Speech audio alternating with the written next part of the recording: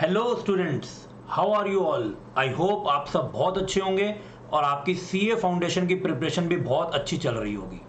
तो आज मैं आपके सामने लेके आया हूँ एक बहुत ही ज़्यादा important video, that is 40 days strategy to score easily 60 plus और 80 प्लस मार्क्स, जैसे भी जो भी आप लोग टारगेट कर रहे हैं।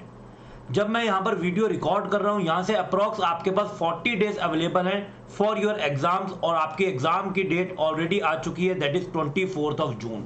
तो 24 ऑफ जून से पहले हमारे पास यहाँ 40 डेज हैं, और आई कैन से अराउंड हमारे पास 5-6 यहाँ पर वीक्स हैं। तो हम इसको कैसे बेस्ट यूटिलाइज करके अपने टारगेट्स को अचीव कर सकते हैं, ये वीडियो देखने के बाद आपको समझ में आएगा। तो बने रहिएगा सब लोग एंड तक, और अच्छे से हम लोग देखेंगे क्या हमारी बेस्ट स्ट्रेटेजी हो सकती है to achieve this very very realistic target. Believe me, 60 plus marks या फिर 80 प्लस मार्क्स, इवन 90 भी स्टूडेंट्स के बहुत मार्क्स आते हैं, वो अचीव बिल्कुल बिल्कुल बिल्कुल किए जा सकते हैं इन सीए फाउंडेशन अकाउंटिंग एग्जाम्स। तो आइए स्टार्ट करते हैं इस वीडियो को और देखते हैं हमें क्या क्या चीजें यहाँ पर ध्यान में रखनी है। सबसे पहले हम लोग बात करें, सबसे ज्यादा बच्चों को कंफ्यूजन होता है, सर रिवीजन तो करनी है, प्रैक्टिस तो करनी है, पर यह समझ नहीं आ रहा कि कहां से स्टार्ट करें। इतना सारा कोर्स है, पहले किस टॉपिक को पकड़ें, बाद में किसको करें, उसकी स्ट्रेटेजी हमें समझ नहीं आती।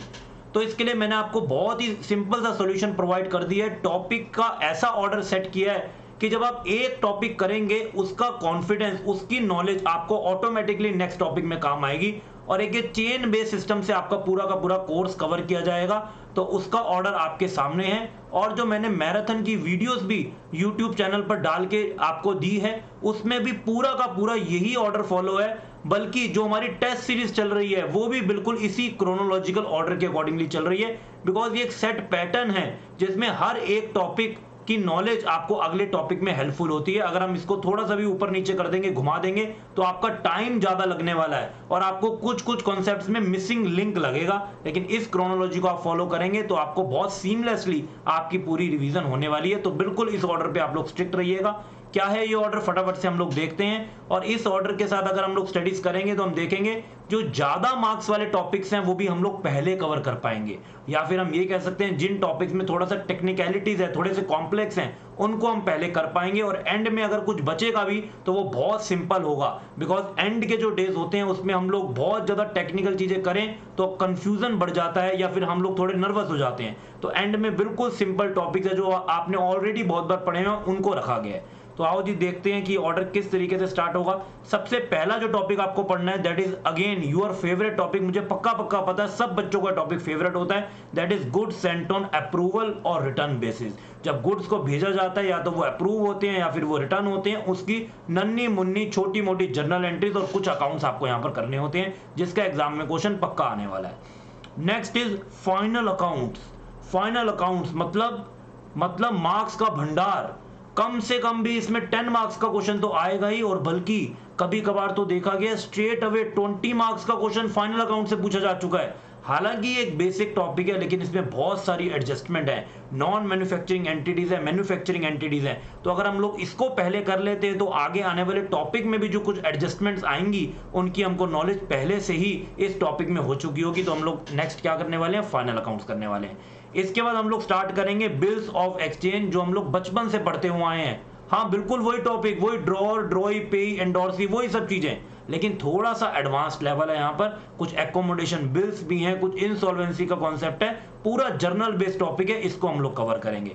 Then we will start with BRS, again very interesting topic, very scoring marks topic, और बहुत ही सिंपल टॉपिक है, जिसमें हम लोग कैश बुक, पासबुक को एनालाइज करके बैंक रिकंसिलिएशन स्टेटमेंट बनाते हैं, एडजस्टेड कैश बुक बनाते हैं, और ये सब काम हम लोग काम करते हैं बीआरएस में। इसकी भी पूरी एक्सपेक्टेशन है कि आपके एग्जाम में ये क्वेश्चन भी आने वाला है। उसके बाद हम लोग बात करें, we have NPO, that is not for profit organisation. अब हम लोगों ने पहले ही फाइनल अकाउंट्स कर रखा होगा, तो यू ऑल नो कि फाइनल अकाउंट जैसी ही सिमिलर अकाउंटिंग या जैसी ही सिमिलर एडजस्टमेंट हम लोग कहां पर देखते हैं, एनपीओ में देखते हैं। तो एनपीओ आपका ऑटोमेटिकली थोड़ा फास्टर होने लग जाएगा, आपका टाइम सेव होगा, आप उसकी नॉलेज को यहां पर यूटिलाइज कर सकते हैं। Then you will start with rectification of errors. आप एरर्स का रेक्टिफिकेशन, जो हम लोगों ने टॉपिक पढ़ा, error of omission, error of commission, error of principle, compensating error, suspense account, P&L adjustment account, वो सारी चीजें अच्छे से रेक्टिफिकेशन ऑफ एरर्स के टॉपिक में पढ़ेंगे और इसका भी मोस्ट प्रोबेबली आपको आपके एग्जाम में क्वेश्चन देखने को मिलेगा। मतलब ये जो टॉपिक आपके स्क्रीन में है, इन सब में से एक क्वेश्चन बिल्कुल बिल्कुल एक्सपेक्टेड है। आगे चलते हैं। ये सब कवर करने के बाद हम लोग क्या कवर करेंगे, consignment, most favourite topic of ICI। इसके बिना तो मोस्ट प्रोबेबली क्वेश्चन पेपर छपता ही नहीं है, क्योंकि कंसाइनमेंट एक अकेला ऐसा different mode of business accounting है जो आपने 11th 12th कहीं पर भी नहीं पढ़ी होती। तो इंस्टीट्यूट वांट्स टू चेक क्या बच्चे न्यू टॉपिक्स भी अच्छे से पढ़ के आ रहे हैं कि नहीं पढ़ के आ रहे, तो इसको भी बिल्कुल हम लोग डेप्थ में पढ़ेंगे और बहुत इंटरेस्टिंग टॉपिक है। Next is inventory. इन्वेंट्री बहुत छोटा सा सिंपल सा टॉपिक है, उसके बाद इसको कवर करेंगे। And then again very very simple topic, depreciation. SLM WDV method तो पढ़े ही थे, उसके अलावा भी बहुत सारे मेथड यहाँ पर हम लोग पढ़ते हैं, machine hour rate method, production method and so on. उसके बाद ये दो टॉपिक हैं जिसको आप लोग साइमल्टेनियसली इकट्ठे पढ़ सकते हैं, और जनरली देखा गया, although nothing is fixed in CA exams, कि इसमें से आपको चॉइस आती है और दोनों में से आपको कोई एक क्वेश्चन करना होता है। स्टिल हम लोग दोनों के दोनों क्वेश्चंस को अच्छे से प्रिपेयर करके जाएंगे, चाहे वो एवरेज ड्यू डेट हो या account current. And you all know average due date की अगेन जो नॉलेज है वो आपके अकाउंट करंट में काउंट होती है, अकाउंट करंट में काम आती है, बिकॉज नंबर ऑफ डेज गिनना आपको एवरेज ड्यू डेट सिखाता है। फिर उसी की हम लोग आगे कंटिन्यू करते हैं कैलकुलेशन इन अकाउंट करंट। उसके बाद जो आपके टॉपिक हैं ये सारे ओल्ड टॉपिक्स हैं जो आप लोगों ने बचपन में भी पढ़े, बचपन का मतलब आप लोगों ने 11th 12th में पढ़े। कंपनी अकाउंट्स, कंपनी अकाउंट्स में issue of shares as well as issue of debentures, ये दोनों टॉपिक आपको करके जाने हैं। एंड पार्टनरशिप में तो सब कुछ ही है, partnership is very very lengthy, बहुत कुछ है पार्टनरशिप में, इसलिए मैंने उसको एंड में जगह दी है कि आप बिल्कुल आराम से जब आपके सारे कोर्स कंप्लीट हो चुका हो, आप एंड में धीरे धीरे धीरे धीरे पार्टनरशिप को कवर कर सकते हैं। बहुत एक्सटेंसिव है पार्टनरशिप, लेकिन क्योंकि हमने इसको पहले बहुत डेप्थ में ऑलरेडी पढ़ा होता है +2 में, इसलिए हम लोग इसको कामली आराम से कर सकते हैं धीरे धीरे, और कुछ क्वेश्चन हम लोग खुद से भी अटेम्प्ट करेंगे। उस पर मैं आगे डिस्कशन करूंगा कि हमारी स्टडी की स्ट्रेटेजी क्या होने वाली है। And last is your basic part and theory part. इससे जनरली बहुत ज्यादा एग्जाम में नहीं आता, हालांकि थ्योरी में जरूर आता है। और थ्योरी की अगर हम लोग बात करूं, एक में वीडियो अभी थोड़े टाइम में आने वाली है, बिल्कुल सिर्फ थ्योरी के लिए बनेगी कि थ्योरी को कैसे प्रिपेयर किया जाए। हाउएवर आपकी थ्योरी का पार्ट में maximum part practical oriented theory होती है, मतलब ये जो हमने टॉपिक्स लिखे हैं 1 to 13 इस पे बेस्ड थ्योरी होगी। तो अगर आपने 1 to 13 टॉपिक्स ही अच्छे से कर लिए तो आपकी मोर और लेस थ्योरी तो वैसे ही कवर हो जाती है। अगर हम बात करें ट्रू फॉल्स के क्वेश्चंस की, जो आपका क्वेश्चन नंबर 1 का पार्ट होता है, उसमें भी मैक्सिमम सारे क्वेश्चंस आपके प्रैक्टिकल टॉपिक्स रिलेटेड थ्योरी के होते हैं, तो अलग से उसके लिए भी आपको ऐसा कुछ भी प्रिपेयर करने की जरूरत नहीं है। और बाकी जो थ्योरी रहती है उसके लिए मैं एक छोटी सी वीडियो आपके लिए और रिकॉर्ड करूंगा, आपको जल्दी मिल जाएगी, कि how to prepare theory for CA foundation accounting. चलो जी, ये तो हमने समझ लिया कि कैसे कैसे कौन से टॉपिक से स्टार्ट करना है और क्यों करना है, और क्या जनरली उसकी मार्किंग रहती है, कितनी इंपॉर्टेंस है किस टॉपिक की। अब हम लोग चलते हैं कि सर क्या स्ट्रेटेजी ऑप्ट करें। कभी पढ़ने में मन लगता है, कभी नहीं लगता, कभी बहुत हाई चले जाते हैं, कभी बहुत लो हो जाते हैं, उसके लिए कुछ बताओ ताकि हम फोकस्ड रहें। तो आओ जी स्टार्ट करते हैं। स्ट्रेटेजी टू अचीव टारगेट, ये जो हम लोगों ने टारगेट सेट करें, हर बच्चे का अपना टारगेट होता है। कुछ बच्चे बिल्कुल स्टार्टिंग से बहुत मेहनत से पढ़ रहे हैं, तो ऑब्वियसली अगर उनका 80+ से कम टारगेट होगा तो वो बहुत गलत है, मुझे भी बहुत बुरा लगेगा और आपको भी लगेगा। अगर आप इतनी मेहनत कर रहे हैं, हम भी आपके साथ मेहनत कर रहे हैं, तो 80 से कम अकाउंटिंग में आना मतलब हमारी मेहनत का कुछ भी रिजल्ट नहीं आया। तो आपको 80+ का पक्का पक्का टारगेट करना है, वो 80+, 90+ है, जितने भी प्लस बने, that is your efforts, your मेहनत, जितना भी आप लोग उसमें एफर्ट डालने वाले हैं। और अगर कुछ बच्चों ने इतनी ज्यादा रिगरस स्टडी नहीं करी, still they want to score at least 60+, तो बिल्कुल ये जो आपको टारगेट्स दिए गए हैं इसको आप सक्सेसफुली अचीव कर सकते हैं, जितना अभी आपके पास टाइम अवेलेबल पड़ा हुआ है।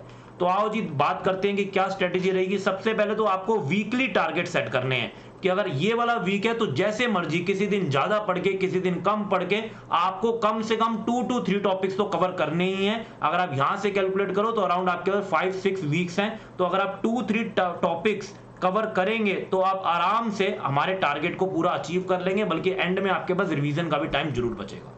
तो 2 to 3 टॉपिक्स का पर वीक आपको टारगेट रखना है। मैं यहां पर कोई डेली टारगेट की बात नहीं कर रहा, क्योंकि डेली टारगेट में हम लोग अपने आप को बांध लेते हैं, लिमिट कर लेते हैं। और उसके बाद अगर हमारा वो टारगेट अचीव नहीं होता, हम पूरे ही टाइम टेबल को हटा देते हैं कि टारगेट तो अचीव नहीं हुआ, हम डीमोटिवेट हो जाते हैं, हम नर्वस हो जाते हैं। तो आपको डेली टारगेट ऐसे बनाने की जरूरत नहीं है, आप वीकली टारगेट बनाएं कि इस वाले वीक में मेरा टारगेट है, मुझे 3 कॉन्सेप्ट को क्या करना है, कंप्लीट करना है। उसके अकॉर्डिंगली आप आगे चलेंगे। Next is refer to marathon videos. आपके लिए मैराथन वीडियोस ऑलरेडी इस चैनल पर अपलोडेड हैं, तो कभी भी अगर आपको किसी भी कॉन्सेप्ट में कोई दिक्कत आ रही हो, उसका बेस समझ ना आ रहा हो, या ये कॉन्सेप्ट क्या कहना चाहता है उसमें कुछ भी डाउट हो, तो मैंने मैराथन वीडियोस में 100% कॉन्सेप्ट डिलीवर किए हैं, कोई भी कॉन्सेप्ट उसमें मिसिंग नहीं है। हाँ, ऑल्दो क्वेश्चन सारे तो हो ही नहीं सकते, इसलिए क्वेश्चंस हमने बहुत ज्यादा सॉल्व नहीं करे, लेकिन सब इंपॉर्टेंट क्वेश्चंस भी कवर्ड हैं। बट कॉन्सेप्ट 100% उसमें कवर्ड है। तो आपको किसी भी कॉन्सेप्ट में कभी भी दिक्कत आए, आप वापस से मैराथन वीडियो को रेफर कर सकते हैं, वो हमेशा आपके पास अवेलेबल होनी चाहिए। उसके बाद आपको क्या करना है, कुछ फुल फ्लैज क्वेश्चंस आपको बाय हैंड सॉल्व करने हैं पूरे अच्छे तरीके से, जैसे कि वो क्वेश्चन आपके एग्जाम में आया हो। पूरी फॉर्मेटिंग करेंगे, प्रॉपर कैलकुलेशंस करेंगे, हर एक चीज करेंगे, स्टार्टिंग टू एंड तक प्रॉपर करेंगे, क्योंकि सारे क्वेश्चन तो करने नहीं, तो जो भी करने हैं हर टॉपिक में से 2-3 क्वेश्चन जो फुल फ्लैज मैनर के हैं, आपको खुद से देख के पता चल जाएगा कैसे कौन कौन से ऐसे क्वेश्चन है जिसमें सब कुछ आ रहा है। बल्कि मैंने आपको क्लास में भी बहुत बार बताया कि ये सब क्वेश्चन ऐसे हैं जिसमें आप अगर इन क्वेश्चंस को करोगे तो मोरलेस आपका पूरा टॉपिक ही कवर हो जाता है। तो उनको आप जरूर सॉल्व करेंगे, बाय हैंड देखने से काम वहां पर नहीं चलेगा। कुछ जो आपको लगता है इंपॉर्टेंट एडजस्टमेंट है, या फिर आपको लगता है कुछ टेक्निकल एडजस्टमेंट है, या फिर आपको लगता है कुछ एडजस्टमेंट है जो आप बार बार गलत करते हैं, आप उसको मार्क करेंगे, आप उधर स्टार मार्क लगा सकते हैं कि ये एडजस्टमेंट पक्का मुझे एग्जाम से पहले भी देख के जानी है, ये मैं बार बार भूल जाता हूं, या मैं इसमें कुछ मिस्टेक कर रहा हूं, या ये बहुत टेक्निकल है इसलिए इसमें मैं आगे चल के कुछ मिस्टेक कर सकता हूं। तो उसको आपको क्या करना है, हाईलाइट करना है, मार्क करना है। And next, stop practice making formats. आपको फॉर्मेट्स को इग्नोर नहीं करना। बिलीव मी, अकाउंटिंग जैसे पेपर में प्रेजेंटेशन इज वेरी इंपॉर्टेंट। तो आपके फॉर्मेट जितने प्रॉपर बने होंगे, जो आपने रोज बनाए हैं, कॉलम्स बनाए हैं, जो भी एज पर रिक्वायरमेंट नीडेड है, जो आपने हेडिंग्स डाली हैं, अगर वो प्रॉपर नहीं है, बिलीव मी मार्क्स पक्का कटेंगे। तो ऐसे चक्कर में हमको नहीं पड़ना, बहुत अच्छे से फॉर्मेट बना के आने हैं। और उसकी प्रैक्टिस कब होगी, उसकी प्रैक्टिस भी इन 40 डेज में होगी। आप जो भी फुल फ्लेज क्वेश्चंस कर रहे हैं उसका प्रॉपर फॉर्मेटिंग करके उसको सॉल्व करेंगे। आगे चलते हैं, make best use of calculator. ये बहुत ही ज्यादा इंपॉर्टेंट एरिया है जो हम लोग मिस आउट करते हैं। जब हमारे पास +1 +2 में कैलकुलेटर अलाउड नहीं था, हम बोलते थे हाय राम, कैलकुलेटर अलाउड होता तो हम पता नहीं क्या तबाही मचा देते। और अब आपको कैलकुलेटर अलाउ किया गया है, तो मैं देखता हूं बच्चे कैलकुलेटर की जगह मैनुअल कैलकुलेशंस करते हैं, या फिर मोबाइल कैलकुलेटर का यूज करते हैं, जो आपको एग्जाम में अलाउ नहीं किया जाएगा। और ये भी मत सोचना कि सर एग्जाम से पहले न्यू कैलकुलेटर लेंगे, नो, आपको आज ही इन 40 डेज में ही उसी कैलकुलेटर से प्रैक्टिस करनी है जो आपके एग्जामिनेशन हॉल में जाने वाला है। अदरवाइज न्यू कैलकुलेटर होगा, उनकी कुछ डिजिट्स इधर उधर होंगी, तो आपकी जो स्पीड है वो ऑटोमेटिकली स्लो हो जाएगी और कुछ मिस्टेक्स भी कर सकते हैं। तो वो काम नहीं करना, बिल्कुल आज ही वो कैलकुलेटर ले लो जो आपको एग्जाम तक लेके जाना है। और हर कैलकुलेशन कैलकुलेटर पे होगी, मैनुअल कैलकुलेशन नहीं होगी। बिकॉज जब हम एग्जाम में क्वेश्चन करते हैं, सिंपल कैलकुलेशन को भी 4 बार कैलकुलेटर पे चेक करते हैं कि वो गलत ना हो जाए। तो घर पर भी आपको उसी तरीके से प्रैक्टिस करनी है। And last, keep giving test and manage your time as per marks. जो हमारी टेस्ट सीरीज चल रही है, या आप जहां पर भी जो भी टेस्ट सीरीज दे रहे हैं उसको बार बार देते रहें, उसमें कोई भी टेस्ट आपको मिस नहीं करना। टेस्ट ही आपको एक्चुअल मिरर दिखाएगा कि आप कितने अच्छे से परफॉर्म कर रहे हैं, कहां पर अभी भी और इंप्रूवमेंट की गुंजाइश है। और साथ में आप अपने टाइम को मैनेज करेंगे, चाहे आप खुद कोई क्वेश्चन अटेम्प्ट कर रहे हैं या फिर आपको टेस्ट दे रहे हैं, आपको टाइम लिमिट ऑलरेडी पता है। You totally have 180 minutes for 100 marks. और अगर मैं इसको एज पर मार्किंग बताऊं तो इसका मतलब 1 मार्क के लिए आपके पास 1.8 मिनट्स है। इसी के अकॉर्डिंगली आपको हर क्वेश्चन को यहां पर सॉल्व करना है। अगर वो 10 मार्क का क्वेश्चन है तो आपके पास 18 मिनट से ज्यादा बिल्कुल भी नहीं है। और फॉर अ सेफर साइड थोड़ा कम ही टाइम लेके चलिए, बिकॉज एग्जाम के अंदर हमको कुछ चीजें वापस से रिवाइज भी करनी होती है।